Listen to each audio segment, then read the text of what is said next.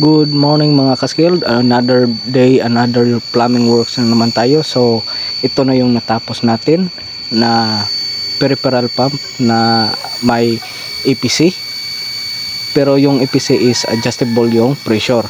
So yan o, 3/4 yung HP nya, 0.8 HP.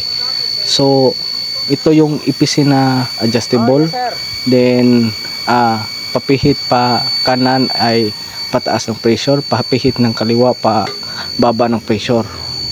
So yan yung suction line nya, tapos ito yung discharge line, tapos yung running pressure nya ay nasa 60 psi, tapos yan yung standby pressure nya. Hintayin lang natin mag off. So yan 70 psi yung standby pressure nya. So open natin yan.